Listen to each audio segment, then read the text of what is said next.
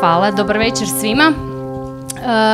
Evo, znači, kao što je bilo najavljeno, pričat ćemo danas o zakonitom izbjegavanju poreza. Ukratko, znači, mislim naravno da to svi skupa znate, ali ovako uvijek je malo dobro vidjeti nekakav graf, da zapravo jako puno prihoda dolazi upravo iz poreza. Nije to naravno jedini izvor dohotka, odnosno, mislim, državnog proračuna, ali čak recimo u Hrvatskoj je otprilike 60% državnih prihoda dolazi baš iz poreza. Samo zato da vidite koliki su zapravo oni nama važni. Sam otpor plaćanju poreza, naravno starije koliko poreza, koliko je sam porez, pa zapravo je čisto zgodno ovako malo si ponoviti povijest kroz poreze, pa na taj način možete vidjeti da je onaj bostonska čajanka, znači Boston Tea Party, bio zapravo i sama deklaracija nezavisnosti, bila motivirana poreznim razlozima. Isto tako imali ste i Francusku revoluciju. Imali ste u Francuskoj pokret Pužad, koji je se samo bazirao na tome da se zapravo ljudi nisu htjeli više plaćati porez. Čak 2 milijuna glasova su dobili na izborima 56. I interesantno, recimo, poll tax u Engleskoj je bio upravo ona, ajmo reći da tako kažem, politička pogreška koju je na kraju srušila čeličnu lady, odnosno Margaret Thatcher, znači svo ono zatvaranje rudnika nije uspjelo ju srušiti, ali evo jedan porez je. Dobro, ovo je što se tiče naravno nekakvih naprosto samih razloga zbog čega se ljudi odupiru plaćanju poreza i koji su faktori koji točno utječu na to, odnosno na povećanje. E sad ovako, malo prava ovdje. Kad pričamo o poreznoj evaziji, morate razlikovati onu nezakonitu od one zakonite. Što znači da nezakonita porezna evazija je zapravo porezna utaja. Engleski se to kaže tax evasion. I to je baš kad uopće ne prijavite porez. Ili prijavite, ali lažno i prijavite manje. Rijetko kad će neko prijaviti više. U svakom slučaju to je kazneno djelo, kod nas sankcionirano sa kaznom zatvora. Čak može ići do 10 godina ukoliko ste napravili nekakvu štetu većih razmjera za državni proračun. Znači, to je vrlo jednostavno, tu morate imati namjeru i slično, tu se baš stavio sam glavu u pijesak i glumim kao da nisam ništa zaradio. Ono što je puno interesantnije je zapravo zakonito izbjegavanje poreza na dobit. Ovo tu je, molim vas lijepo, neka definicija koju sam ja zapravo sad tu za ove potrebe složila, čisto da bude ovako malo laički rečena i da bude zapravo ne toliko pravna. Ali radi se tu znači o svim različitim nekakvim poreznim strategijama koje su, vjerujte mi, bile razvijene od strane vrlo pametnih ljudi u različitim što odvjetničkim uredima, što uredima koji se bave poreznim savjetovanjem i slično, kako bi se zapravo iskoristile bilo različite odredbe različitih zakonodavstava. U današnje vrijeme govorimo o takozvanim loopholes, odnosno u rupama u zakonima, koje zapravo ponekad uopće nisu niti rupe u zakonu, nego je naprosto to tako. I onda se ta okolnost iskoristi u tom poreznom planiranju kako bi se na jedan umjetan način, znači taj cijeli režim, odnosno ta shema, nema zapravo nekakvu svoju poslovnu logiku, nego je njen glavni razlog taj da se umanji porez na dobit. To se može dešavati. I zašto porez na dobit? Najčešće iz razloga što su zapravo kompanije ipak puno više mobilne nego što su to fizičke osobe koje su ipak, u vaša rezidentnost će se uvijek povezivati sa time gdje je vaš dom, gdje je vaša obitelj i slično. To je naravno puno teže dislocirati na Kajmane i na Bahame nego što je to sjedište neke firme.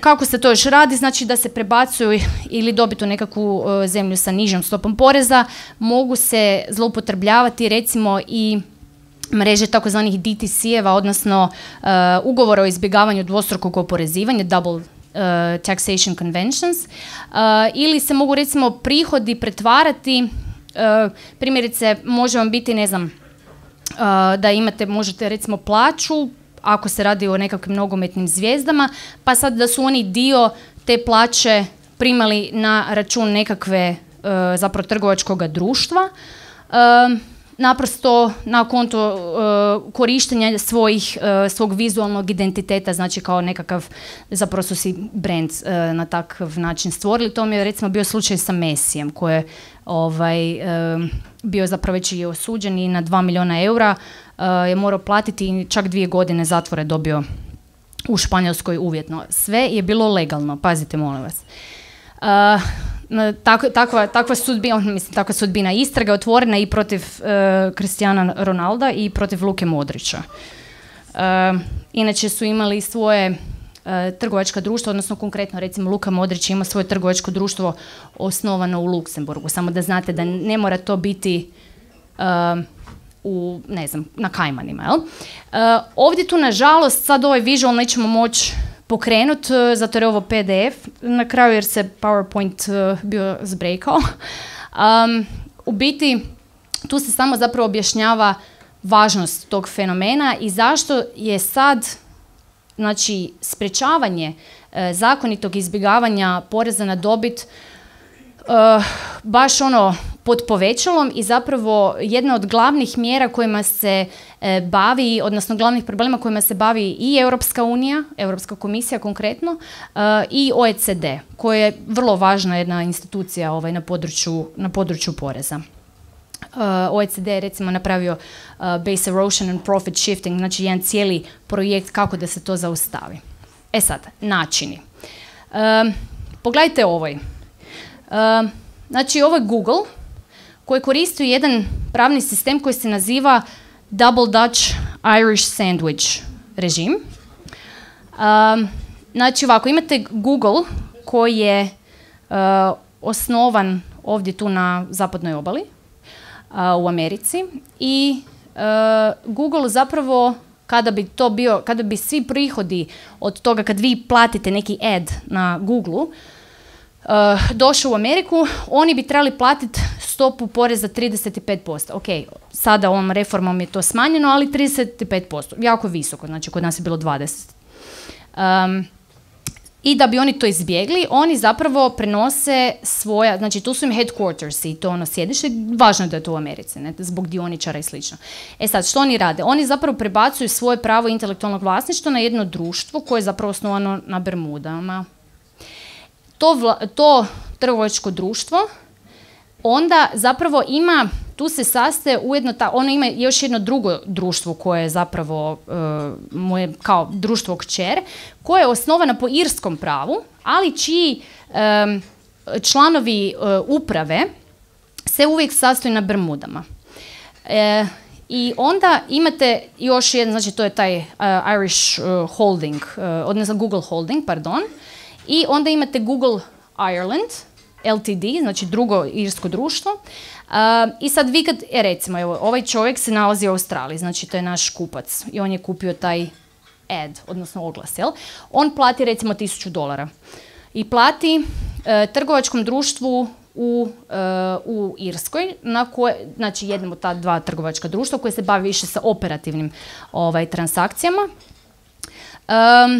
Međutim, to društvo i kad bi ono na svoje prihode, znači trebalo platiti irski porez, trebalo bi platiti 12,5%, što je već puno manje od 35%. Ali i to im nije dosta. Što oni rade? Oni pokušavaju zapravo te novce prebaciti na ovu drugo irsko društvo, koje je, pazite, kontrolirano, kažemo, od ovog društva koje se nalazi na Bermudama.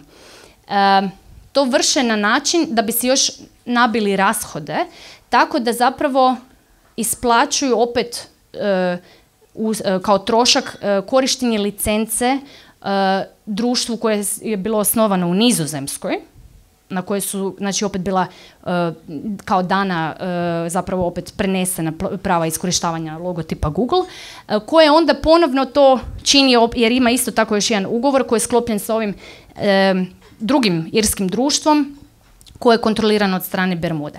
I sad na kraju zapravo dobit se slijeva u to irsko društvo kontrolirano od strane Bermuda, koje zbog irskog prava, iako je registrirano u Irskoj, zbog toga što mu je takozvano kao realno sjedište njegove uprave van Irske, nije irski porezni rezident. I zbog toga se sav taj prihod, a tu pričamo stvarno o milijardama dolara, slijeva u Bermude, gdje je naravno porez 0. Tako je. I šta oni rade, jer mislim, pazite, sad nemojmo se zezat, nisu oni tu zapravo u toj priči sami, taj se novac onda grupira na Bermudama i oni zapravo čekaju da repatriraju taj novac u SAD. Pazite, čim bi on prešao granice SAD-a, 35% bi otišao u državni proračun. Što oni rade? Evo recimo konkretno kad je bio George Bush junior, onda je on rekao kao jedne godine sve ove trgovačka društva koja unutar ove godine repatriraju svoje kapital iz inozemstva neće platiti porez ove godine. I ovi unesu milijarde i milijarde i ništa ne plate. Kažu, mislim, kuluarske priče da je taj već novac tako ovako bio u SAD-u, samo kao formalno se onda bio još i prenio. Ne? U svakom slučaju oni iz Bermuda uvijek mogu reinvestirati, znači mogu reinvestirati u serverske farme i slično. Taj novac je tamo ko na njihovom nekakvom akauntu. Jel? Amazon, primjerice, isto, znači sad da ne ulazimo baš točno u detalje svih tih režima, ali opet znači imate 2 trgovačka društva koje se nalaze u Luksemburgu, jel?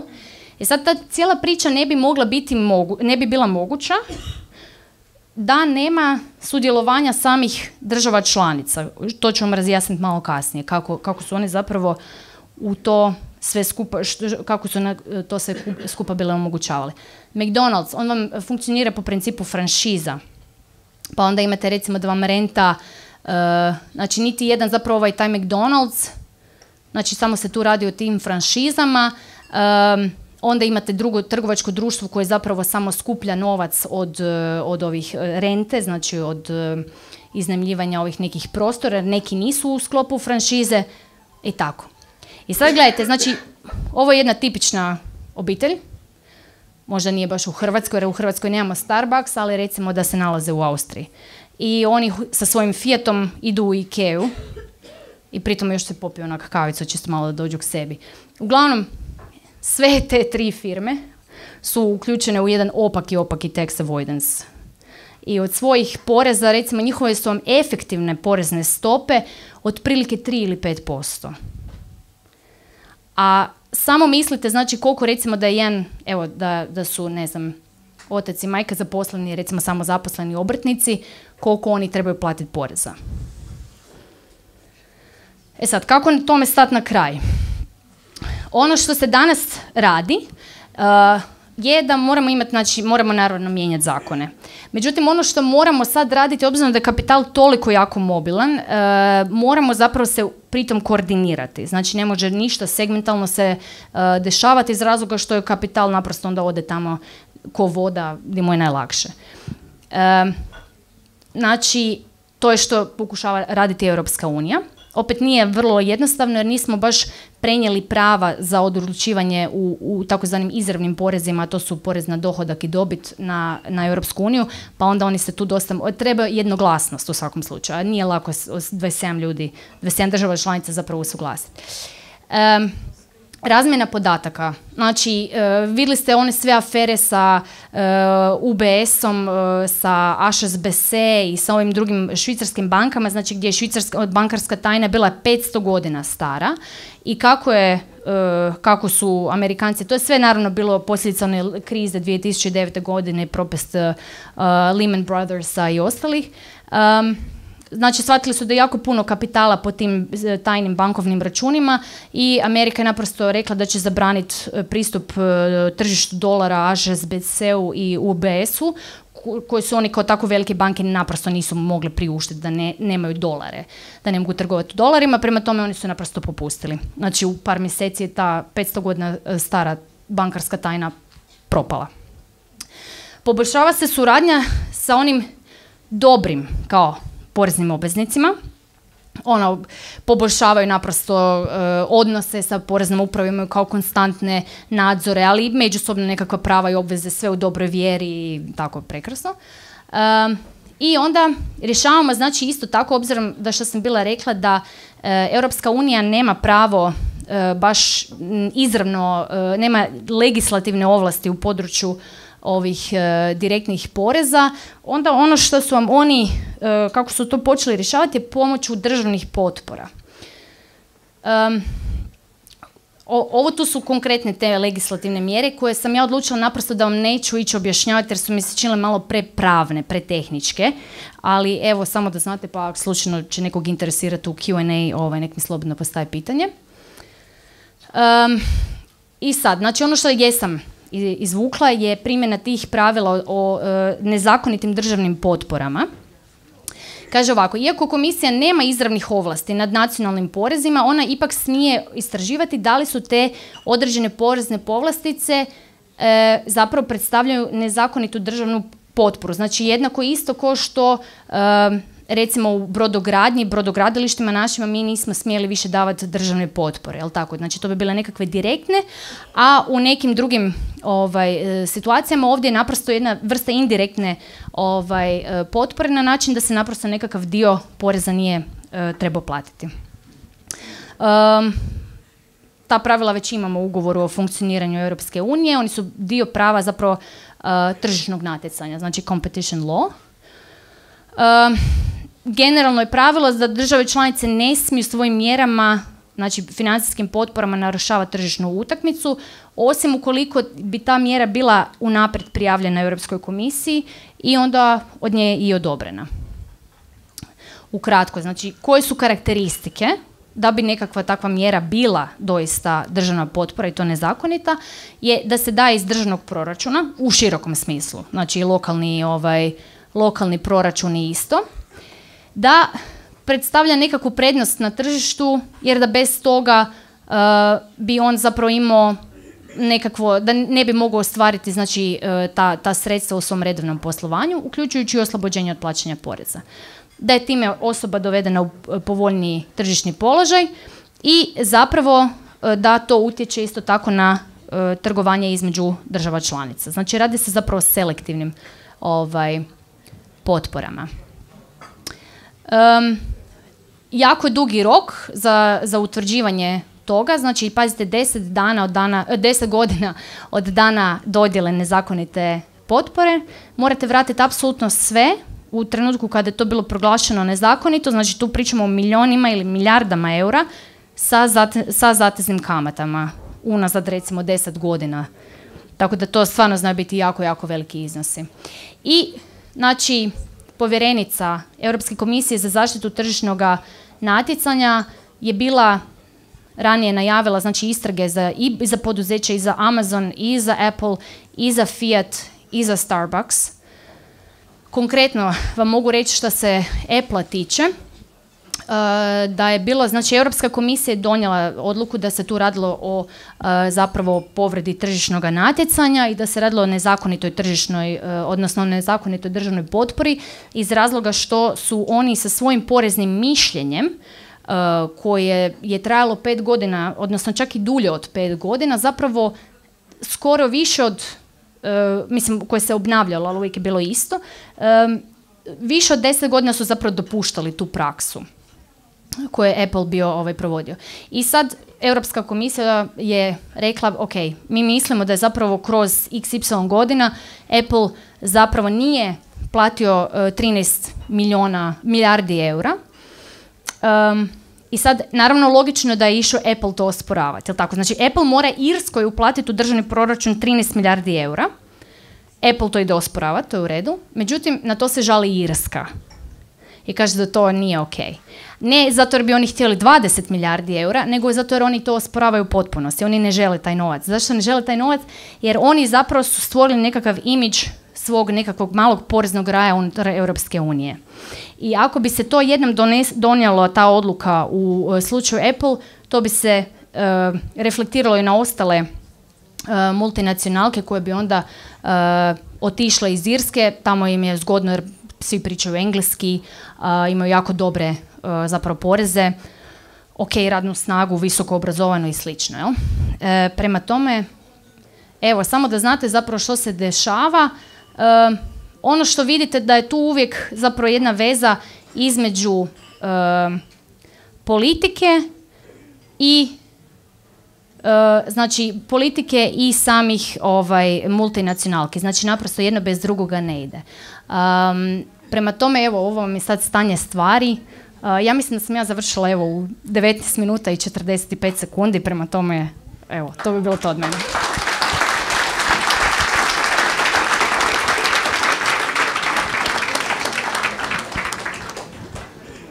Slušamo pitanja. S obzirom da je ovdje bilo riječ o tome kako veliki igrači mogu izbjegavati plaćanje poreza, a nama je to prilično nedostižno i na neki način i neshvatljivo, ko kud šalje, šta kome vraća i tako dalje. Međutim, primijetila sam da niko živ nikad ne govori o porezima na način da govori što se neće napraviti u nekoj državi ako niko neće plaćati porez.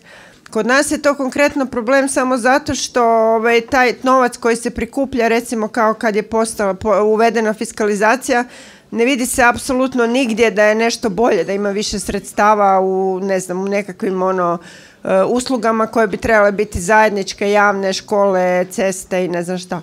Mene zanima u stvari jedan konkretan problem koji je možda ovako banalan u odnosu na Apple i Starbucks, ali recimo tipična stvar registracijska područja u Hrvatskoj.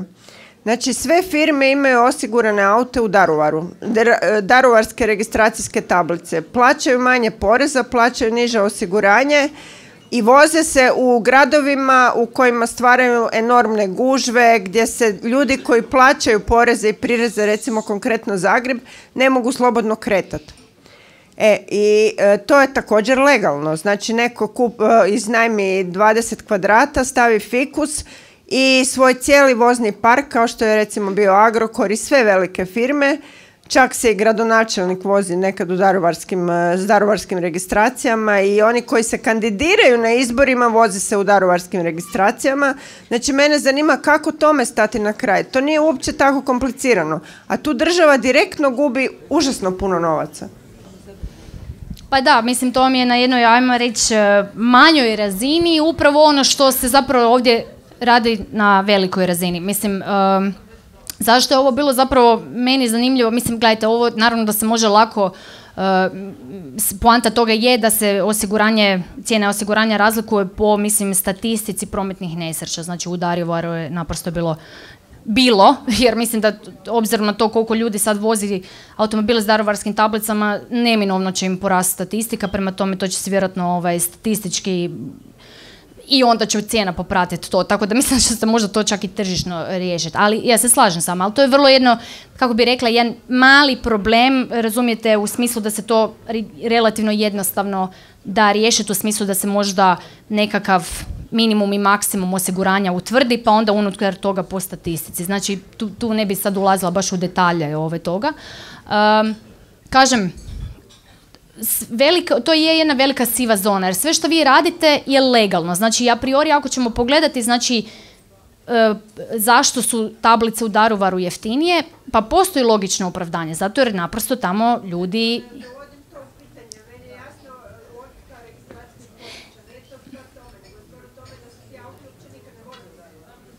Pa, kažem, to je zlouporaba, znači, to je upravo ono, znači, da je inicijalna odredba legalna, ima smisla, ima i svoje ono što mi nazivamo ratio legis, znači postoji razlog zbog čega je to dovedeno, a onda nakon toga postoji zlouporaba toga i to je, mislim, taj koncept zlouporabe prava je star. Evo, mogu reći da mi je tu i moja bivša šefica iz odvjetničkog ureda, pa mislim da je taj koncept je još stariji, još od kad je Rima, od kad je rimskog prava. Znači, upravo di postaviti granicu što je zakonito i što možemo raditi, a onda di zapravo ipak iskorištavamo ta svoja prava na mislim da ih zloupotrebljavamo. Tako da u tom kontekstu ide i ovdje što se ovih poreza tiče na koncept zlouporabe prava. Što je utuživo? Ha? Pa, gledajte, znači, naravno ako neko hoće dokazati, znači primjerice da vi imate pravo vlasništva, ali tako, ono bi a priori moglo biti neograničeno, znači imate nekakav teren na moru. Sad, ako ćete vi krenuti graditi, to je vaše. I, međutim, ukoliko ćete vi graditi na način da bi se samo zapriječili susjedu put, recimo, zato i postoje susjedska prava, Međutim, kažem, znači upravo to su nekakva ograničenja vašeg prava korištenja koje bi trebalo biti a priori manje više neograničeno, koji su se postepeno razvijali. Znači mi nismo znali za zlouporabu prava u porezima, sve zapravo morala bi vas čak i upozoriti na to. Naš zakon o porezu na dobit je izmijenjen 2016. godine, usred godine, i unesena je odredba u zlouporabi prava.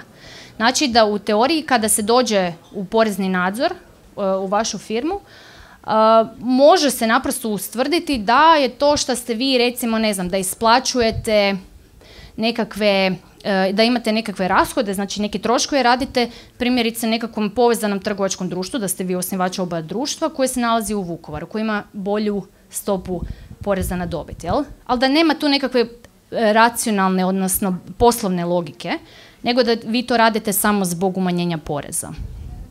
Ili recimo, ima različitih ljudi unose trgovačka društva, odnosno nekretnine u trgovačka društva. Opet, je li to zlouporaba prava ili je to legalna ovlast?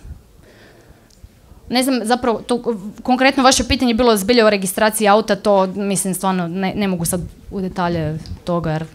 Ja bih očekivao da, mislim imam pitanje, ali ja bih očekivao da daruarci mogu tužiti, jer njima će narasti te cijene. Ne? Oni bi bili definitivno prvi i neposredno zainteresirani. Da, moje pitanje je ovako, dakle, spomenula si ovo u Irskoj situaciju, ne, oni zapravo plaćaju kikiriki, taj porez. Koji je, prvo kao prvi dio pitanje, koji je onda interes Irske uopće da imaju tako nešto, jer ne dobivaju skoro ništa od toga, to je stvarno jako mali iznos, i ako je interes to da zapravo tamo onda se ljudi zapošljavaju i dobivaju plaće u tim firmama i to, je li onda ova cijela priča koja se nama prodaje kroz medije zadnjih par godina, kako smo mi u teškoj banani, a Irska je ono super zakon zemlja, zapravo Irska je super zakon zemlja zbog toga? Pa Irska je super zakon zemlja za multinacionalke. Znači imate čak i režim koji se naziva Dublin Docks, znači to su naprosto dokovi u Dublinu koji su maltene kao nekakva slobodna poslovna zona. Kažem, ljudi tamo pričaju engleski, mislim, to je recimo nešto što je nekakvoj američkoj firmi jako važno. Sad, naravno da je Irskoj tu interesantno to, jer će oni pritom, znači, doći će, zaposlit će se još, mislim, ljudi, to visoko obrazovanih ljudi. Ti ljudi će onda dobivati relativno dobre plaće, koji će onda trošiti. Prema tome vi morate uvijek gledati, znači, plaćat će se porez na dohodak, plaćat će se doprinose za zdravstveno i mirovinsko, plaćat će se njihov PDV na ono što će ti ljudi trošiti. Ti ljudi će kupovati nekretnine, plaćat će se porez na promet nekretnina, etc. Znači, Irska tu ima svoju računicu. Ali to mi je onaj jedan race to the bottom zapravo approach, odnosno pristup kojem zapravo se te države članice između sebe, obzirom da to nije regulirano, natječu u tome ko će imati nižu stopu poreza na dobit da bi privuklo što više stranog kapitala. I realno isto ako ćemo pogledati u našoj regiji, znači mislim da sad, samo da ne slučajno ne pogriješim baš u samom postupnom poenu, ali recimo u Bosni je, mislim, porez na dobit 10%. Znači ajmo uzeti da smo imali 20 sve do nedavno, ok, sad je 18 i dobro imamo sniženu stopu za male, ali recimo da smo mi na 18. Bosna je recimo već 10. Makedonija i slično, to sve već pada na 9. Crna Gora i tako. Šta mislite zašto je Fiat došao u Kragujevac, u Srbiju? Zato jer su imali tako dobre porezne poticaje. I zato što su tamo 60 i neke. Ali imaju jako dobre porezne poticaje. Jako dobre porezne poticaje i oni su vam tamo, mislim da plaćaju svega opet 5% poreza, efektivne porezne stope. Znači ne zakonske, nominalne, nego efektivne. Ali opet, koliko je to održivo, jer na kraju oni sebi isto zapravo režu granu, to je istina, da. Evo sljedeće pitanje. Ja bih rekao da je zakonito izbjegavanje kontradikcije in adjekto. Isto tako zloporaba zakonito donesenih odredaba je u tom kontekstu isto besmislena. Vi ste de facto priznali taj odnos države, kapitala i to se sve svodi na deregulaciju. koje je počelo još 70. godina. Tako da istovremeno vi priznajete sve to, a onda kažete trebali bismo nešto ili trebalo bi se nešto poduzeti i tako dalje. Ko smo to mi? Očito nismo mi kroz državni aparat, jer državni aparat se sastoji od službenika kapitala, koji su zbog deregulacije de facto u najamnom odnosu bankara i velikih korporacija. Dakle, ko smo to mi koji bi nešto promijenili? Jer državi, niti jednoj, nije u interesu da bilo što mijenja. Tako dugo dok su ti zaposlenici velikih kompanija na vlasti, a njih mi biramo, a nemamo druge. Da, mislim, hvala na pitanju, jer mislim da baš pogađa u samu srž tog cijelog problema. Vi ako pogledate sliku, nažalost nisam ju stavila ovdje, ali ako pogledate geografski raspodjelu poreznih rajeva, točno ćete vidjeti da su oni grupirani oko financijskih svjetskih centara. Znači imate Delaware, onda ovaj British Virgin Islands i sve ovo što se nalazi tamo zapravo u Pacifiku se odnosi na New York. Onda imate Isle of Man, Gibraltar i ovi svi koji su za London. Onda imate Monako za Pariz. Onda imate na Bliskom istoku za njihove financijske centre, imate tamo zapravo u Indijskom oceanu i u ovome, mislim u krajnjoj liniji Hong Kong, Singapur, to je sve isto, znači imaju vrlo, vrlo atraktivne porezne stope. To je bilo sve omogućavano jer nije, znači, globalizacija, pa se sad zapravo kapital se počeo lako seliti 60. 70. godine. I naravno sprega visoke politike i kapitala je oduvijek postojala i omogućavalo se to. E sad, propašću ovom krizom, jer uvijek mora nekakve... Molim? Neposredno poslije Drugog svjetskog ali tad nismo imali tako globalizirano i nismo mogli novac seliti jednim klikom.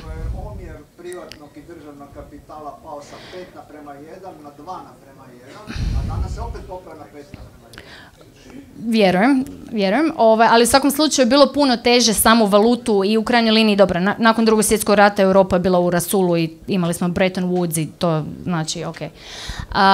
Ali sada, znači, svim tim rapidnim seljenjem, naprosto se i, kažem, krizom koja se bila desila se počelo otpetljavati klupko i počelo je to dolaziti isplivavati na površinu. Jel?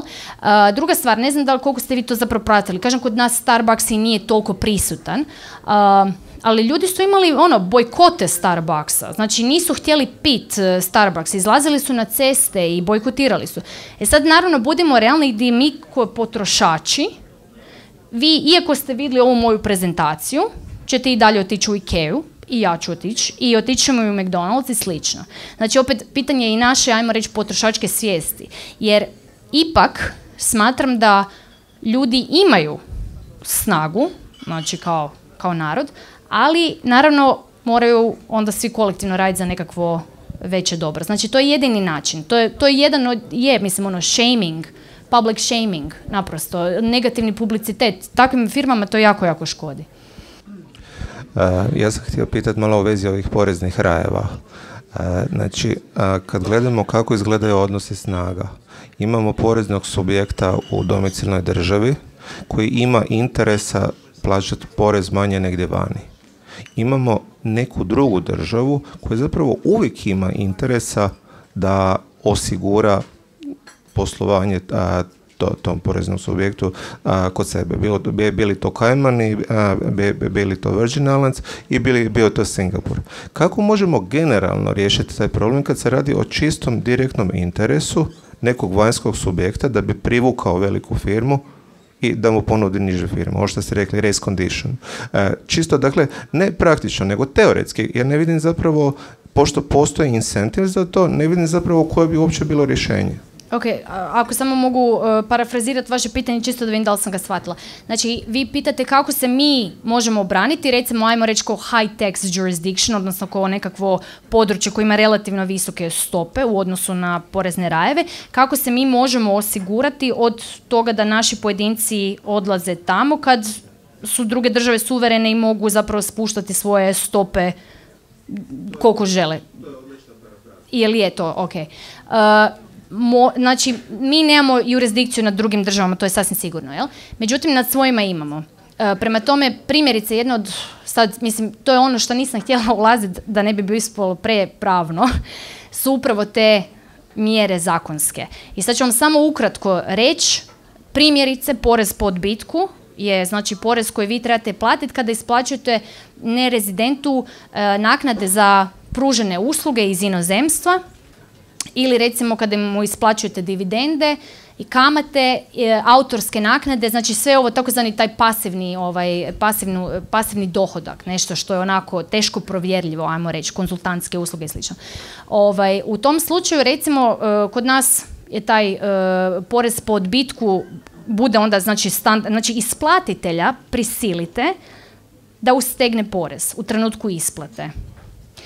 U Francuskoj, ako isplaćujete u države koje se nalaze na njihovom popisu, ajmo reći, crnih zemalja, jer imamo popise crnih zemalja, znači blacklisted naprosto, onda vam se taj porez diže do 75%. To je samo jedna od mjera, ima ih bezbroj, pogotovo razmjena informacija. Vi možete napraviti politički pritisak na državu, i to se i dešava, i natjerate politički da potpiše međunarodni ugovor o izbjegavanju dvostrukog oporezivanja ili o razmjeni podataka. Znači da ona mora sa vašom poreznom upravom na zahtjev reći aha, stvarno nije više samo ono nomini kako to funkcionira, znači sa onim trustovima i to se skupa, nego da baš mora uzimati podatke, znači prilikom vaše registracije tamo, recimo da hoćete otvoriti nekakav trust, da oni moraju baš prikupiti vaše podatke, jer oni to prije nisu čak niti radili. I da te podatke onda kasnije moraju komunicirati sa poreznom upravom. Eto. Evo, mislim da imamo vremena za još jedno pitanje, otprilike. Rekli ste da potrošači imaju jednu određenu vrstu moći. I ako to prenesemo na Europsku uniju, Europska unija je isto prepoznala tu vrstu moći, na primjer, kroz relativno aktivnu povjerenicu Margrethe Vestager. I ona je, spomenuli ste ju, napravila prilično dobar posao u vrlo aktivnom pronalaženju i sankcioniranju velikih poreznih muljatora. Međutim, već sljedeće godine, to je vijest od jučer ili od prekjučer na Politiku, već sljedeće godine u izborima za novu Europsku komisiju danski premijer je rekao da ju neće podržati. To, velim, ne znam da li je jučer ili prekjučer, Lars Løkke Rasmussen, koji nije iz njezine iste političke opcije, je rekao da ju neće podržati. Postoji velika vjerojatnost, iako je ona rekla da želi nastaviti posao i kotira vrlo visoko u svim polovima i tako dalje.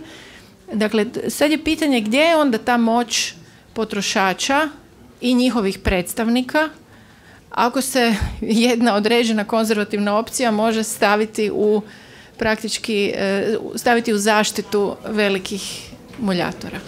Pa evo, ja bih vam samo kratko odgovorila, čisto zbog vremena, ovako, ko prvo, meni je osobno veći problem da to, iako je donesena odluka u kojem Apple mora Irskoj platiti tih 13 milijardi eura, da je ta odluka stara godinu dana, Irskoj i dalje nije provela. Sad, znači, ide o infringement procedure, znači protiv Irske. To mi je još puno veći problem. Ovo je vjerojatno nekakav njihov spor između jedne i druge stranke unutar, mislim, znate, sad, koji su njegovi razlozi zašto on nju ne želi podržati, može biti čisto.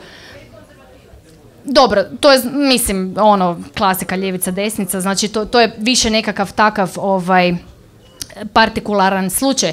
Meni, kažem, više zabrinjavajuće da jedna država članica Europske unije ne poštuje odluku institucije kojoj je dala ovlasti i obvezala se ugovorom da neće kršiti tržišno natjecanje, a da ga aktivno godinu dana krši. To mi je još veći problem. A što se tiče ljudi koji zapravo i potrošača, meni se jedno čini da zapravo mi kao potrošači vjerojatno imamo dosta kratko pamćenje. Znači čak i taj nekakav val koji je bio u Velikoj Britaniji protiv, recimo, Starbucksa, gdje su ljudi stvarno marširali i nisu ga zvali Starbucks, nego We Keep Our Bucks. Opet, to je trajalo par mjeseci i onda su se ljudi opet vratili jer im je bilo komotno na kavicu. To smo si sami krivi. Eto, hvala zahvalimo još jednom I vidimo se za 15 minuta.